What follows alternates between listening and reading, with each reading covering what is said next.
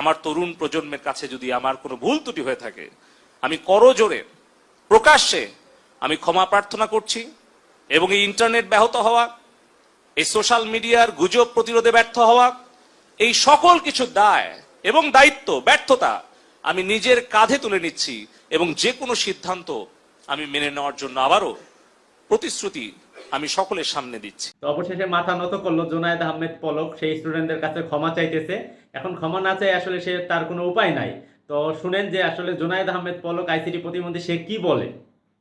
আমাদের ছাত্রছাত্রী ভাই বোনেরা তারা যদি মনে করে যে এই দেশব্যাপী ইন্টারনেটের সেবা ব্যাহত হওয়ার জন্য কেউ দায়ী, তাহলে সেই দায়ী আমি দায়িত্বপ্রাপ্ত ডাক এবং টেলিযোগাযোগ তথ্য প্রযুক্তি প্রতিমন্ত্রী হিসেবে সারা দেশব্যাপী ইন্টারনেট সেবা ব্যাহত হওয়ার জন্য এই দায় এবং দায়িত্ব আমার, এবং সেই দায়িত্ব সঠিকভাবে পালনে ব্যর্থ হওয়ার জন্য যদি কারো শাস্তি হয়, সেটা হওয়া উচিত আমার তরুণ প্রজন্মের কাছে যদি আমার কোনো ভুল ত্রুটি হয়ে থাকে, আমি করজোড়ে প্রকাশ্যে আমি ক্ষমা প্রার্থনা করছি।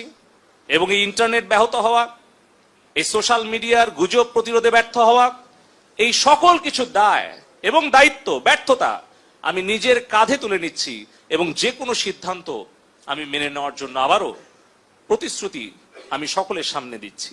তো শুনলেনই তো যে জুনায়েদ আহমেদ পলক আসলে কি বলছে। সময় হারায় কিন্তু সে কিন্তু নত স্বীকার করলো। তো নত স্বীকার করলে কি হবে, এখন কিন্তু আর স্টুডেন্টরা সেগুলা মানবে না। এখন যে আন্দোলনটা শুরু হয়েছে আসলে এটা কোন পর্যায়ে গিয়ে দাঁড়ায় সেটা আসলে বলা মুশকিল।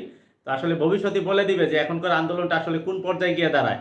আস্তে আস্তে আওয়ামী লীগের এরকম অসংখ্য এমপি মন্ত্রী যারা আছে তারা দেখবেন যে নত স্বীকার করবে। একটা পর্যায়ে এসে আওয়ামী লীগের কি অবস্থা হবে সেটা আসলে প্রধানমন্ত্রী শেখ হাসিনা এখন হয়তো বা আস্তে আস্তে করে সম্পূর্ণটা টের পাইতেছে।